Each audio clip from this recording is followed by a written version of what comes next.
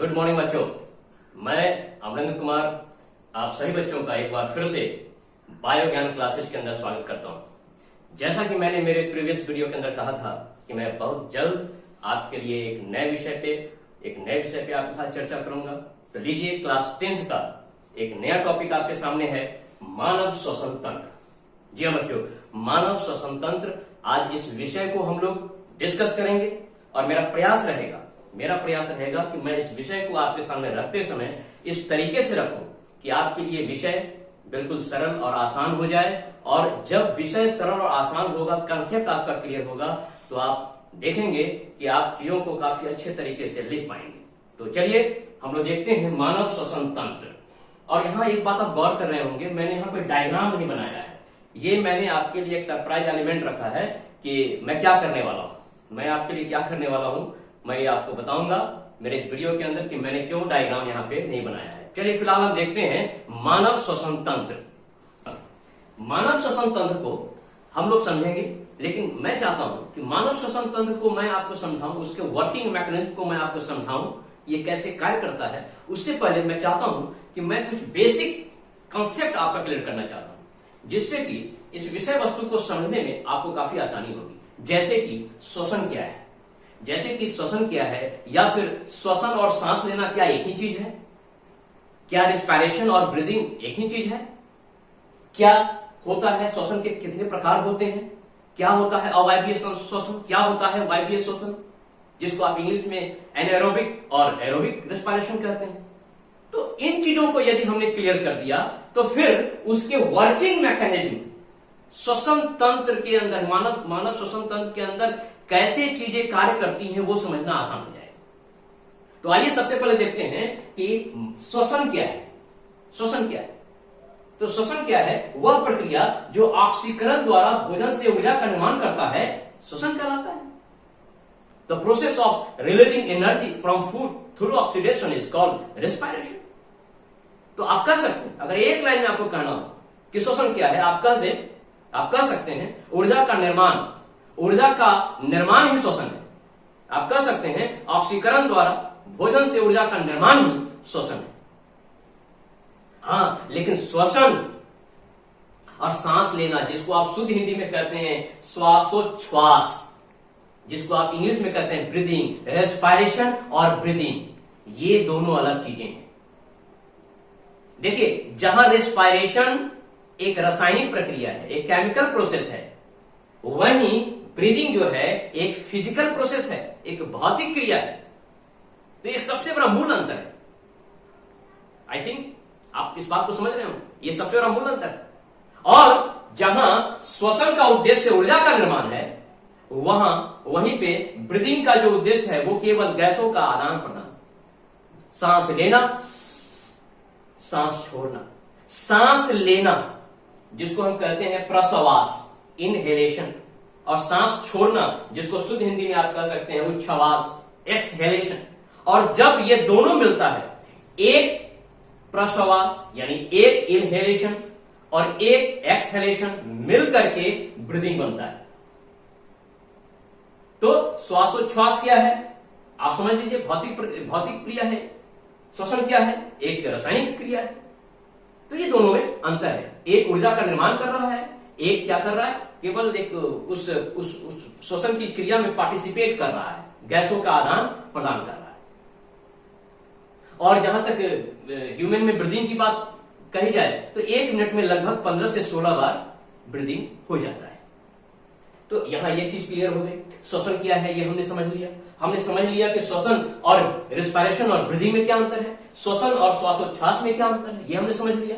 अब हम देखते हैं कि श्वसन 2 प्रकार के होते हैं, अवायवीय श्वसन और वायवीय श्वसन। अवायवीय श्वसन जिसे इंग्लिश में कहते हैं एनाएरोबिक रेस्पायरेशन, और वायवीय श्वसन जिसको कहते हैं एरोबिक रेस्पायरेशन। देखिए, नाम से ही क्लियर है, अवायवीय श्वसन, जब श्वसन की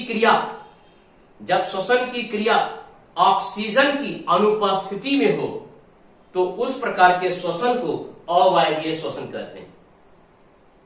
When respiration take place in the absence of oxygen is called anaerobic respiration. ये एनाएरोबिक रिस्पायरेशन के कुछ उदाहरण आप देख सकते हैं। ये कहां होता है? देखिए, अवायवीय श्वसन जो है, आप देखेंगे अवायवीय श्वसन के मैंने कुछ उदाहरण यहां पे लिखे हैं। ये जो आप देख रहे हैं, ये जो इक्वेशन आप यहां देख रहे हैं, यहां पे ग्लूकोज का क्या होता है, कोशिका द्रव, हमारे साइटोप्लाज्म के अंदर ग्लाइकोलाइसिस होता है। ग्लाइकोलाइसिस क्या कहते हैं? ग्लाइकोलाइसिस ग्लूकोज के विखंडन, ग्लूकोज का विखंडन होता है, ग्लूकोज टूटता है। तो ग्लाइकोलाइसिस जो होता है उस वक्त in the absence of oxygen, oxygen की अनुपस्थिति में यीस्ट आप जान रहे हैं, वो क्या कर लेता है, अल्कोहल और CO2 प्लस ऊर्जा का निर्माण कर लेता है। ये जो आप देख रहे हैं अल्कोहल है, जिसको एथेनॉल भी आप कहते हैं, जिसे आप एथेनॉल भी कहते हैं। तो यहां पे आप देखेंगे, अगर वही ऑक्सीजन की अनुपस्थिति में क्रिया हमारे मांसपेशियों में हो जाए, हमारे टिश्यू के अंदर हो जाए, तो क्या होगा, लैक्टिक अम्ल बना लेगा। ऑक्सीजन की अनुपस्थिति में जब ग्लूकोज विखंडित होकर के पाइरुवेट, वो हम समझेंगे आगे, पाइरुविक एसिड बनाता है, और तब वो क्या करता है, आपकी मांसपेशियों में ऑक्सीजन की अनुपस्थिति में लैक्टिक अम्ल बना लेता है। ये जो आप देख रहे हैं, ये लैक्टिक एसिड है, आप इसको राइट डाउन कर लेंगे, ये लैक्टिक एसिड है, ऊपर आपका एथेनॉल है। तो क्या बना लेता है, लैक्टिक एसिड और ऊर्जा। और ये जो ऊर्जा बन रही होती है अवायवीय श्वसन के अंदर, एनाएरोबिक रिस्पायरेशन के अंदर, ये ऊर्जा काफी कम मात्रा में बनती है, बहुत कम मात्रा में बनती है, और इस लैक्टिक एसिड के कारण मांसपेशियों में हमारे दर्द होता है। तो प्रश्न पूछता है, ऑब्जेक्टिव क्वेश्चन, कि वो कौन सा अम्ल है, वो कौन सा एसिड है जिसके कारण मांसपेशियों में दर्द होता है? आप लिख देना, लैक्टिक एसिड। क्लियर? तो अवायवीय श्वसन आपने देखा कि किस प्रकार, और ये जो ऊपर का आप देख रहे हैं इक्वेशन, इसको आप फर्मेंटेशन भी कर सकते हैं। जब कोई चीजें सड़ती हैं, कोई भी चीजें जब सड़ रही होती हैं, उनके अंदर यही प्रक्रिया होती है जो ऊपर आप देख रहे हो, इसको फर्मेंटेशन भी कहते हैं। फर्मेंटेशन को हिंदी में सड़न कहते हैं। जब कोई चीज सड़ती है तो उसके अंदर इसी प्रकार से अल्कोहल, कार्बन डाइऑक्साइड और थोड़ी बहुत ऊर्जा का निर्माण होता है। तो ये है अवायवीय श्वसन। तो ये बेसिक कंसेप्ट था जो मैं चाहता था कि आपको ये थोड़ा बहुत मैं देने के बाद मानव श्वसन तंत्र कैसे कार्य करता है उसमें मैं जाऊं। अब जब श्वसन तंत्र को हम पढ़ने जा रहे हैं, मानव श्वसन तंत्र को पढ़ने जा रहे हैं, तो पहले जो मानव श्वसन तंत्र का मुख्य अंग क्या है, इस पे थोड़ी चर्चा हो जाए। मानव श्वसन तंत्र का जो मुख्य अंग है वो है फेफड़ा। और फेफड़ा कितने होते हैं? दो फेफड़ा। तो मानव श्वसन तंत्र का मुख्य अंग फेफड़ा है। हाँ, उसके साथ में कुछ अन्य भी सहायक अंग हैं जो मैंने यहां लिखा है, ये इसके सहायक अंग हैं।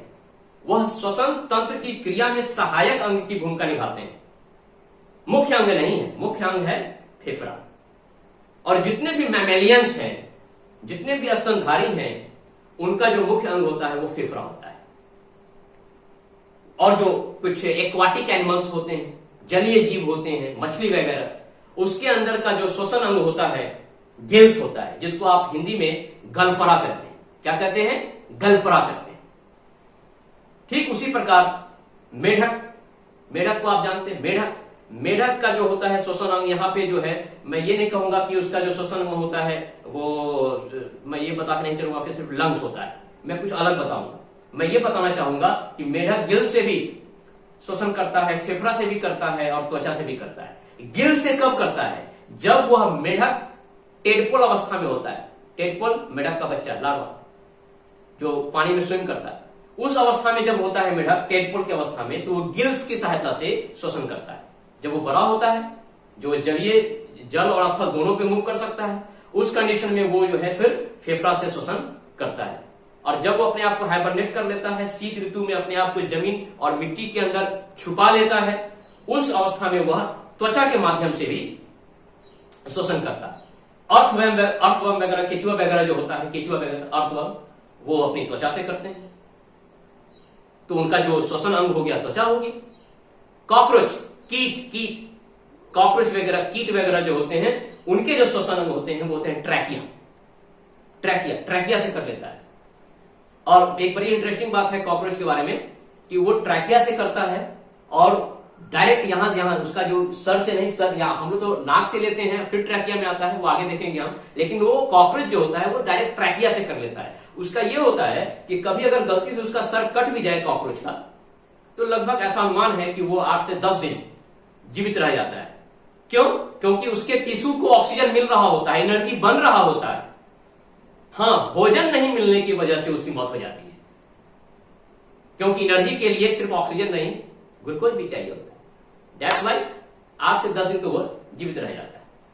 अब आती है बात कि कुछ unicellular animals like Euglena, Plasmodium, amoeba, ये सारे जो कुछ यूनिसेलुलर एक कोशिकीय जीव हैं, ये कैसे लेते हैं?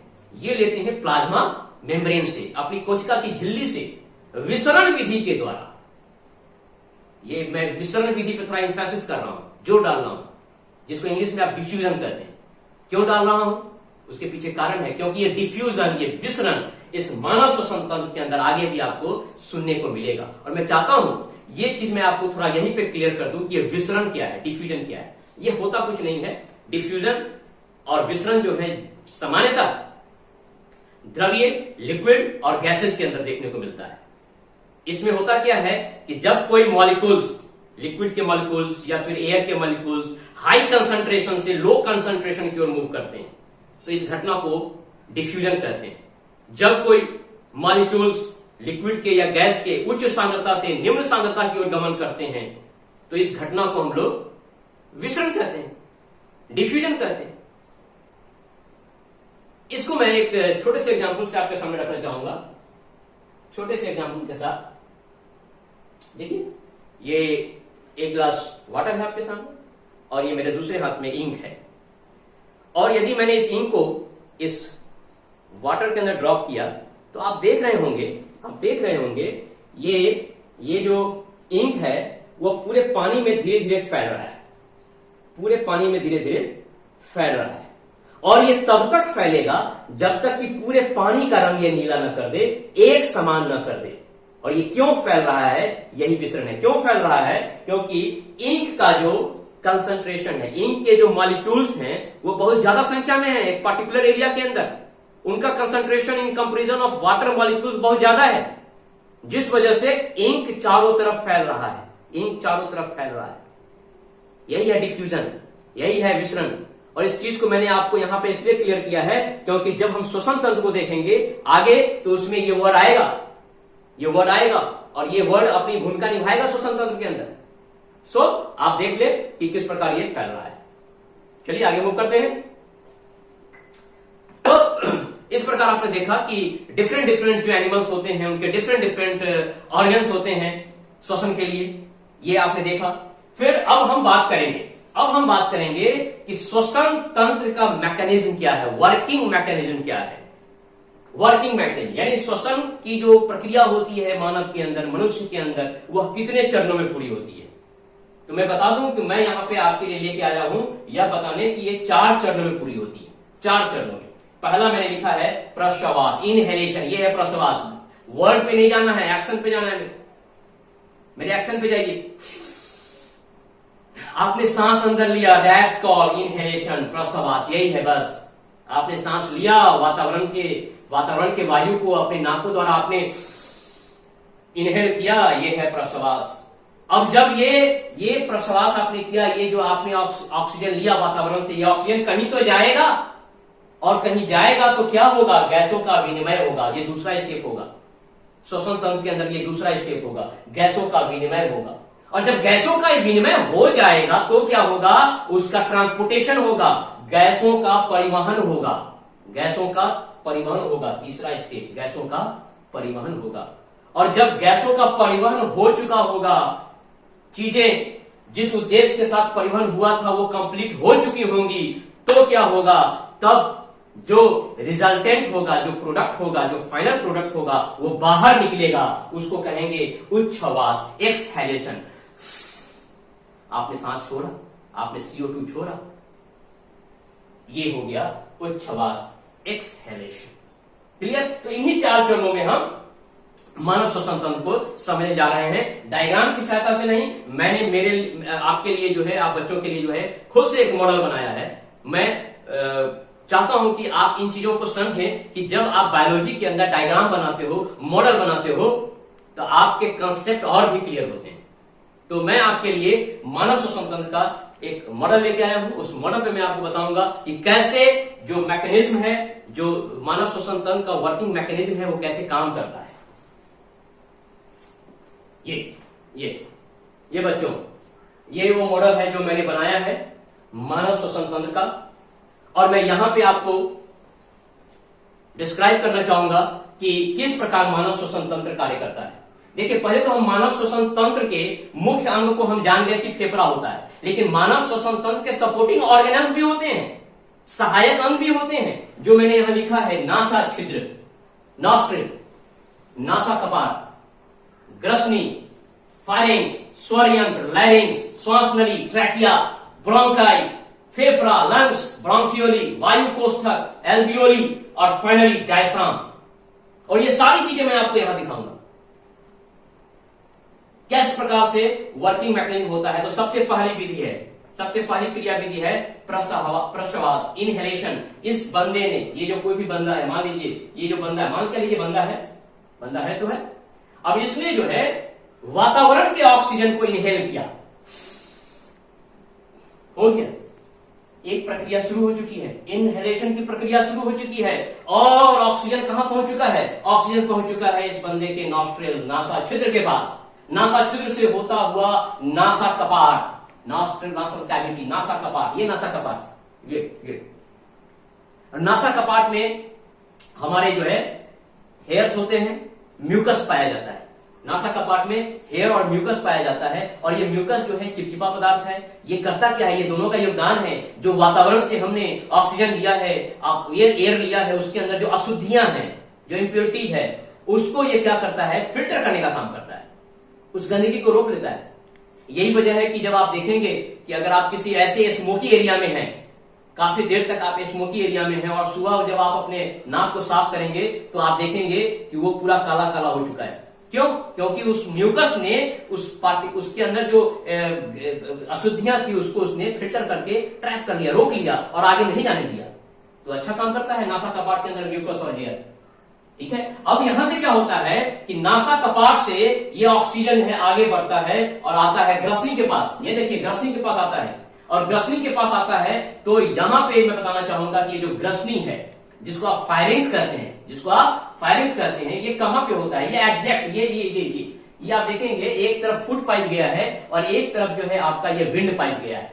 जहां पे फुट पाइप और विंड पाइप मिल रहा होता है, एग्जैक्ट उसी पोजीशन को फायरिंग्स कहते हैं। वहां पे एक और ऑर्गेनल्स होता है जिसको एपिग्लॉटिस कहते हैं। वो एपिग्लॉटिस भी यहां होता है। वो क्या करता है कि आपके फुट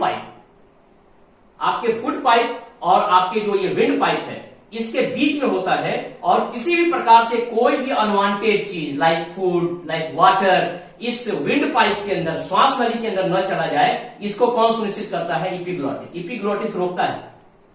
वो इस बात को तय करता है कि किसको जाने देना है, किधर, भोजन को इधर जाने देना है, वायु को वायु नली में जाने देना है, भोजन को भोजन नली में जाने देना है। इस बात को कौन सुनिश्चित करता है? एपिग्लॉटिस।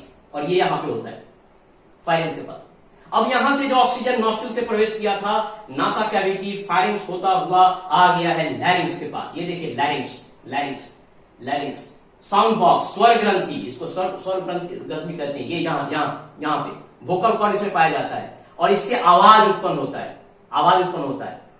ऐसा नहीं है यहां मारेंगे तो आवाज उत्पन्न नहीं हो रहा, देखिए, लेकिन यहां आवाज आपका बदल रहा है, यहां बदल रहा है, यानी ये यहीं से आवाज निकल रहा है, वोकल कॉर्ड। ये यहां पे है लैरिंग्स, स्वर ग्रंथि।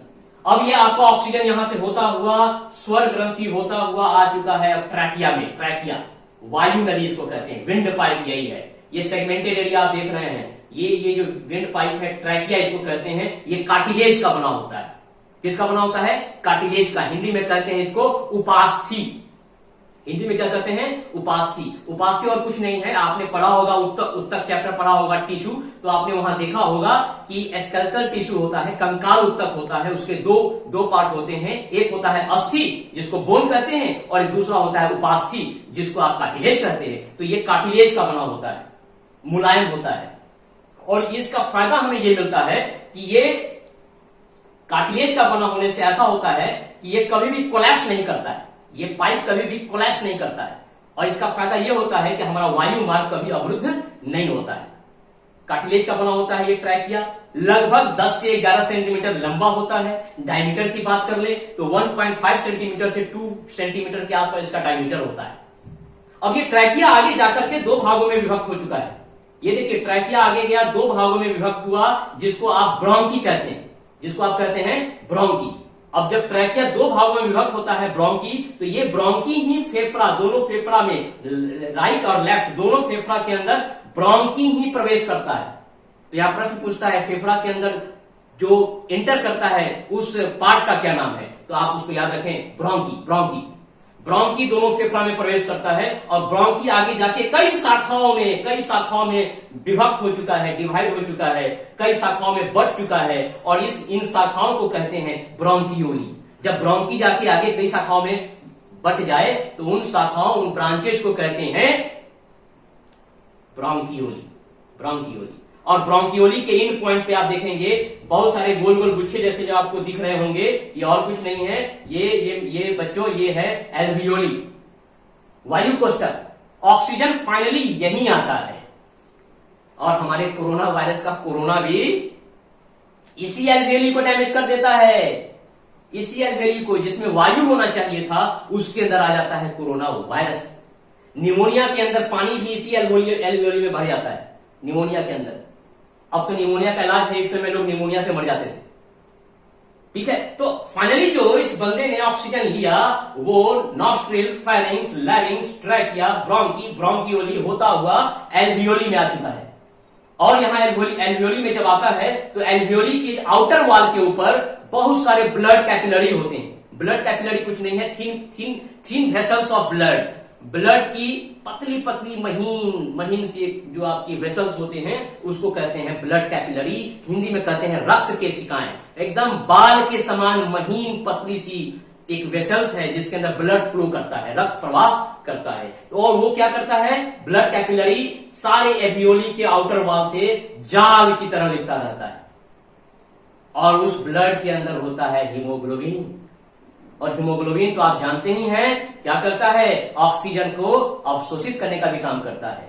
और दूसरा, एल्वियोली के अंदर जो ऑक्सीजन है उसका जो कंसंट्रेशन है, उसका जो कंसंट्रेशन पावर है और जो आपके शरीर के अंदर का ऑक्सीजन है उसकी जो सांद्रता है उसकी तुलना में काफी ज्यादा है। यहां का जो कंसंट्रेशन है वो काफी ज्यादा है, हाई कंसंट्रेशन है, और लो कंसंट्रेशन बॉडी के ऑर्गेनल्स के अंदर ऑक्सीजन का है। तो डिफ्यूजन के माध्यम से, विसरण के माध्यम से एल्वियोली से ऑक्सीजन निकल के चला जाता है ब्लड कैपिलरी में। अब ऑक्सीजन आ गया ब्लड कैपिलरी में, किस विधि से, विसरण विधि से। विसरण विधि से याद रखेंगे, अभी मैंने बताया था, विसरण विधि से ऑक्सीजन एल्वियोली से निकल के ब्लड कैपिलरी में आ गया, ब्लड कैपिलरी में पहुंच के रक्त में आ गया, ब्लड में आ गया। अब जब ये ऑक्सीजन ब्लड में आ गया है तो क्या होगा, अब गैसों का परिवहन होगा। ऑक्सीजन ब्लड में आ गया तो ट्रांसपोर्टेशन ऑफ गैस होगा, एक्सचेंज ऑफ गैस हो चुका, गैसों का विनिमय हो गया, आदान प्रदान हो गया, एल्वियोली से निकल के चला गया वो ब्लड कैपिलरी में। अब ब्लड कैपिलरी में गया तो वो आखिर जाएगा कहां, अब वो ब्लड जैसा कि आप जानते हैं कि हमारे शरीर के जितने भी सेल्स हैं उन तक ब्लड पहुंचता है। तो जब उन तक ब्लड पहुंचता है और ब्लड में ऑक्सीजन पहुंच चुका है तो ऑक्सीजन अब कहां पहुंचेगा, सेल में पहुंचेगा ऑक्सीजन। ये देखिए ब्लड से होता हुआ ऑक्सीजन जाएगा सेल में जाएगा। कहां जाएगा, सेल में जाएगा। यही वजह है कि सेलुलर रिस्पायरेशन भी कहते हैं, कोशिकीय श्वसन भी कहा जाता है। कहां जाएगा ये ऑक्सीजन, कहां जाएगा, रक्त के माध्यम से कहां पहुंच जाएगा, पहुंच जाएगा वो ऑक्सीजन सेल के अंदर। और जब सेल के अंदर जाएगा तो भोजन के साथ मिलकर के CO2 एनर्जी और वाटर का निर्माण करेगा। इस चीजों को हम देखेंगे कि जब सेल के अंदर जाएगा ऑक्सीजन तो वहां पे एक चीज मैं आपको बताना चाहूंगा कि ऑक्सीजन सेल के अंदर कहां पे जाएगा। देखिए इसके लिए मैंने आपके लिए एक मॉडल बनाया है ये दिखाने के लिए कि वो ऑक्सीजन सेल में तो जाएगा, ये सेल है, मैंने एक सेल बनाया है। अब इस सेल में कहां जाएगा, ये देखिए बहुत सारे ऑर्गेनल्स इसके अंदर है। इसके अंदर गोल्गी भी है, इसके अंदर इंडोप्लाज्मिक रेटिकुलम भी है, इसके अंदर लाइसोसोम भी है, राइबोसोम भी है, इसके अंदर जो है आपको न्यूक्लियस भी है, साइटोप्लाज्म। कहां जाएगा जी, ये जो ऑक्सीजन अभी आया है ब्लड के थ्रू वो जाएगा माइटोकॉन्ड्रिया में। कहा जाएगा ये ऑक्सीजन सेल में भी कहां जाएगा, माइटोकॉन्ड्रिया में। ध्यान में रहेगा बात, कहां जाएगा? माइटोकॉन्ड्रिया में। तो जो ऑक्सीजन एल्वियोली से ब्लड में, ब्लड से सेल में, सेल में भी कहां पे? माइटोकॉन्ड्रिया में। और यहां पे होगा रेस्पायरेशन, यहां पे होगा रेस्पायरेशन। इस वजह से माइटोकॉन्ड्रिया के अंदर, सेल के अंदर जब ये रेस्पायरेशन हो रहा है, इसके कारण इसको सेलुलर रेस्पायरेशन भी कहते हैं, कोशिकीय श्वसन भी कहते हैं। तो आपने देखा कि सेल में भी कहां पे जा रहा है? वो माइटोकॉन्ड्रिया में। और जब माइटोकॉन्ड्रिया में जा रहा है तो वहां पे एरोबिक रेस्पायरेशन हो रहा है। कौन सा रेस्पायरेशन हो रहा है? एरोबिक, वायवीय श्वसन। और वायवीय श्वसन क्या है कि जब श्वसन की क्रिया ऑक्सीजन की उपस्थिति में हो तो उसे वायवीय श्वसन कहते हैं। When respiration take place in the presence of oxygen is called aerobic respiration। तो अब यहां पे ऑक्सीजन पहुंच चुका है सेल में, और सेल में जो वायवीय श्वसन होगा वो 2 चरणों में होगा। बिल्कुल सिंपल, दिमाग खोल के रखना है। सेल में वायवीय श्वसन, एरोबिक जो रिस्पायरेशन है वो 2 चरणों में होगा। पहला चरण जो होगा वो होगा ग्लाइकोलाइसिस। पहला चरण क्या होगा? ग्लूकोज का ग्लाइकोलाइसिस। पहला चरण होगा ग्लूकोज का ग्लाइकोलाइसिस। कहां पे होगा? कोशिका द्रव्य में। कहां पे होगा? ये देखिए, ग्लूकोज का ग्लाइकोलाइसिस पहला चरण है। ये कहां होगा? कोशिका द्रव्य में। ग्लाइकोलाइसिस मैंने बता दिया, ग्लूकोज का विखंडन। पहला चरण होगा आपको ग्लूकोज का ग्लाइकोलाइसिस कोशिका द्रव्य में। उससे क्या बनेगा? उससे बनेगा पायरुविक एसिड, पायरुवेट अम्ल बनेगा। 2 molecule of pyruvic acid, pyruvate अम्ल के 2 मॉलिक्यूल बनेंगे और साथ में बनेगा 2 एटीपी ऊर्जा, एटीपी एडेनोसाइन ट्राइफॉस्फेट, 2 एटीपी ऊर्जा बनेगा। और ये आपका पहला चरण में आपका बन गया 2 molecule of pyruvic acid, 2 molecule pyruvate अम्ल के, और बन गए कितने? 2 एटीपी ऊर्जा का निर्माण हो गया। दूसरा चरण जो होगा वो होगा माइटोकॉन्ड्रिया में। ये जो पायरुविक अम्ल बना है, 2 मॉलिक्यूल ऑफ पायरुविक जो आपका अम्ल है, 2 मॉलिक्यूल ऑफ पायरुविक एसिड जो है, ये कहां जाएगा? ये जाएगा माइटोकॉन्ड्रिया में। कहां जाएगा? ये माइटोकॉन्ड्रिया में। और जब ये माइटोकॉन्ड्रिया में प्रवेश करेगा, इसको एक नाम से जानते हैं हम लोग, क्रेब्स साइकिल। क्रेब्स साइकिल दरअसल इस चीज की खोज, इस घटनाक्रम की खोज करने वाले थे Hans Adolf Krebs. Hans Adolf Krebs, उनके नाम पे इस चक्र का नाम डाल दिया गया क्रेब चक्र। इसको विस्तार से आप लोग आगे की क्लास में पढ़ेंगे।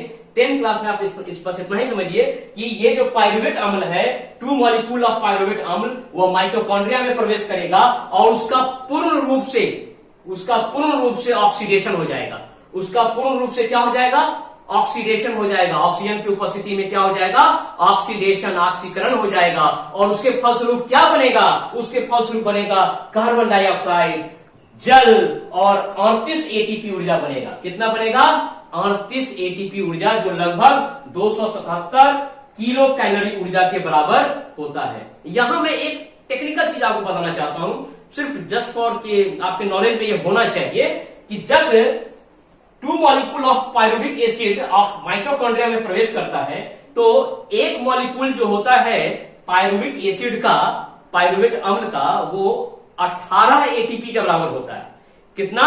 18 एटीपी के बराबर होता है। और जब 2 मॉलिक्यूल प्रवेश कर रहा है पायरुवेट अम्ल का तो 18 + 18 36 एटीपी ऊर्जा का निर्माण ही होना चाहिए था, लेकिन यहां बन गया 38 एटीपी मॉलिक्यूल। वो इसलिए क्योंकि जब ग्लाइकोलाइसिस हुआ था साइटोप्लाज्म के अंदर ग्लूकोज का, तो वहां पे 2 molecule of pyruvic acid + 2 ATP energy बना था।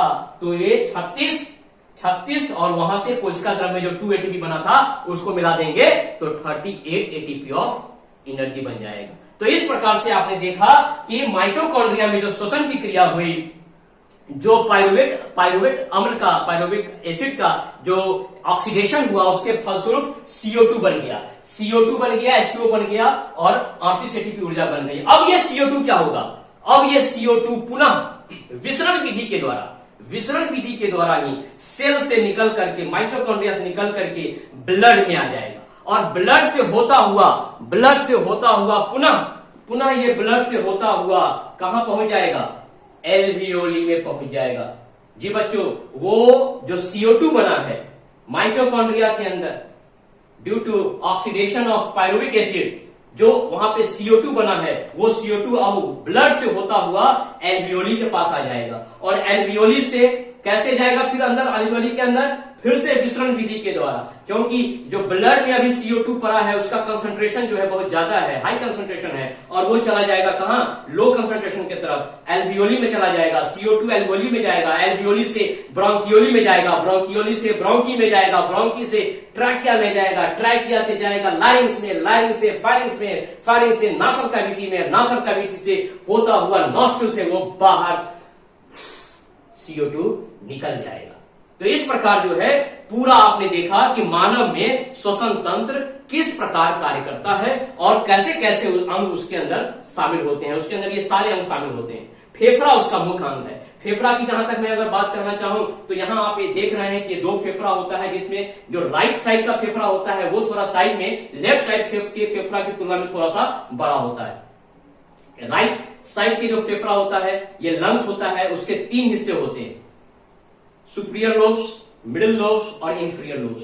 जबकि लेफ्ट साइड का जो फेफड़ा होता है उसमें सिर्फ 2 लोब्स होते हैं, सुपीरियर लोब्स और इंफीरियर लोब्स। ये आप जो नीचे देख रहे हैं डायफ्राम, बहुत इंपॉर्टेंट है इसका, श्वसन की क्रिया में बहुत ज्यादा इंपॉर्टेंस है इसका। क्यों? क्योंकि ये जब नीचे की ओर खिंचता है और ऑक्सीजन जब आप लेते हैं तो ये जब नीचे की ओर खिंचता है तो ये आपका जो लंग्स है वो फूलता है, और ये जब ऊपर की ओर श्रिंक होता है तो क्या होता है, लंग्स का जो CO2 है वो बाहर निकल जाता है। जब आप O2 लेंगे ये नीचे की ओर खींचता है, जब आप CO2 छोड़ेंगे ये ऊपर की ओर फिर प्रेस कर देता है और आपका ऑक्सीजन बाहर निकल जाता है। ये डायफ्राम जो आप देख रहे हैं ये तो होता ही है, साथ ही साथ इस फेफड़ा को प्रोटेक्ट करने के लिए इसके चारों ओर रिब केज होते हैं, रिब केज जिसको आप पसली कहते हैं। ये आप यहाँ अपने आप को देखें, यहाँ फेफड़ा है और आप जब छू के देखेंगे तो उसके ऊपर कुछ बोनी स्ट्रक्चर आपको मिलेगा जिसको रिब केज कहते हैं। मैं इसको भी आपको शो करना चाहूंगा, कहीं से कोई कंफ्यूजन ना हो कि ये रिब केज क्या होता है।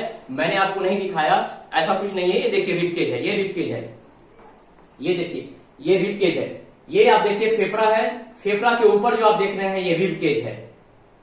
12 पेयर ऑफ रिब केज होता है, 12 जोड़ी पसली होती है, 12 जोड़ी। देखिए यहां से आप काउंट करेंगे तो ये ऐसा 12 आएगा, इधर भी करेंगे तो 12 हो गया, तो 12 जोड़ी हो गया। तो प्रश्न पूछता है हमारे फेफड़े को जो प्रोटेक्ट करता है, हमारे फेफड़े को जो प्रोटेक्ट करता है रिब केज, वो उसकी संख्या कितनी होती है? तो 12 पेयर ऑफ रिब केज या फिर 12 जोड़ी पसली आप कहेंगे, ठीक है। और ये नीचे आप देख लें डायफ्राम है, ये नीचे क्या है? डायफ्राम है, जो मैंने आपको दिखाया। तो कहीं भी आपको कंफ्यूजन नहीं होना चाहिए कि रिब केज क्या होता है। मैंने दिखा दिया कि रिब केज क्या होता है, मैंने आपको दिखाया कि डायफ्राम क्या होता है, डायफ्राम का क्या काम है, रिब केज का क्या काम है, ये सारी चीजें आप देखें। और ये जो आप देख रहे हैं, यहां जो आप देख रहे हैं एल्वियोली जो आप देख रहे हैं, एक लगभग में अगर मैं बात करूं तो दोनों फेफड़ा मिला के लगभग 60 करोड़ एल्वियोली पाए जाते हैं, लगभग 60 करोड़। और इनका बहुत बड़ा योगदान होता है क्योंकि ये ऑक्सीजन को स्टोर करके यही आगे सप्लाई करते हैं ब्लड के अंदर। तो इस प्रकार आप देखें कि आपका जो श्वसन तंत्र है वो 4 प्रक्रिया में पूरा हो जाता है। इनहेलेशन, आपने सांस लिया तो वो पहुंच गया कहां? एल्वियोली में। एल्वियोली में पहुंचा तो क्या हुआ? एक्सचेंज ऑफ गैसेज हुआ, गैसों का आदान प्रदान हुआ। यहां से गैस निकल करके चला गया ब्लड में, और जब ब्लड में चला गया तो फिर वो ब्लड का परिवहन हुआ, गैसों का, उस ब्लड में जो ऑक्सीजन गया है उसका परिवहन हुआ, ट्रांसपोर्ट ऑफ गैसेज। वो कहां परिवहन हुआ? वो पहुंच गया सेल में। सेल में जब पहुंचा तो वहां पे 2 चरणों में, एक तो ग्लाइकोलाइसिस और दूसरा क्रेब्स साइकिल के थ्रू जो है ग्लूकोज का ऑक्सीडेशन हुआ, जिसके फलस्वरूप CO2 बन गया, वाटर बन गया। और वाटर भी जब हम सांस छोड़ते हैं तो वाटर वेपर भी निकलता है। वो अलग बात है कि गर्मी में हमको नहीं दिखता है, जाड़े में हमको दिखता है, लेकिन निकलता है, ठीक है। तो जब आप CO2 छोड़ते हैं तो साथ में वाटर वेपर भी निकलता है। तो आप देख लें कि CO2 जो आपने यहाँ पे माइटोकॉन्ड्रिया के अंदर बना वो पुनः एल्वियोली ट्रैकिया होता हुआ नॉस्ट्रल से ये बाहर निकल गया। सो सिंपल है कि जब आपको इस विषय को कहा जाए लिखने के लिए तो आप केवल यहां से शुरू करेंगे, इसकी क्रियाविधि से शुरू कर लेंगे। आपको ये सारी चीज लिखने की जरूरत नहीं है कि श्वसन क्या होता है, रिस्पायरेशन क्या है, ब्रीदिंग क्या है, अवायवीय क्या है। मैंने ये सिर्फ आपके कंसेप्ट को क्लियर करने के लिए बताया कि आपके दिमाग में थोड़ा बहुत कंसेप्ट होना चाहिए कि जब आप मानव श्वसन तंत्र को पढ़ रहे हैं तो आपको पता होना चाहिए कि श्वसन के कितने प्रकार होते हैं, अवायवीय क्या होता है, एरोबिक क्या होता है, एनेरोबिक क्या होता है। तो इसके लिए मैंने आपको थोड़ा सा नॉलेज थोड़ा सा दिया इसके विषय में। और ये जो आपने देखा पूरा मानव श्वसन तंत्र, इस पे मैं यही करना चाहूंगा कि इस विषय को जो है आप खूब अच्छे से लिखिए, खूब अच्छे से स्टडी कीजिए। इसके इस प्रश्न में इस चैप्टर में काफी ऑब्जेक्टिव क्वेश्चन भी आते हैं, अच्छे ऑब्जेक्टिव क्वेश्चन आते हैं। मेरा कहना है, मैं फिर से वही कहूंगा कि आप थॉरो पढ़िए, आप सब्जेक्टिव के लिए पढ़िए, ऑब्जेक्टिव के लिए नहीं पढ़िए। जब आप सब्जेक्टिव के लिए पढ़ेंगे, आप जब थॉरो पढ़ेंगे, जब आप डीप नॉलेज रखेंगे, तो आपके लिए ऑब्जेक्टिव कोई मायने नहीं रखता है। ठीक है, तो बच्चों मैं चाहूंगा कि इस विषय को आप अच्छे से अध्ययन करें, समझें, और मैं इसी प्रकार से, आप अगर हमें अपना प्यार देते रहें तो मैं इसी प्रकार से आपको नित्य नए वीडियो कुछ समय पे आपके लिए लेके आता रहूंगा। जैसे मैंने आज श्वसन तंत्र बनाया है, मैं देखता हूं कि मैं आपके लिए क्या लेके और आ सकता हूं, जिससे कि आपको लॉकडाउन में घर बैठे बैठे भी मैं अपनी सेवा आपको दे सकूं। तो that's all for today. Thank you.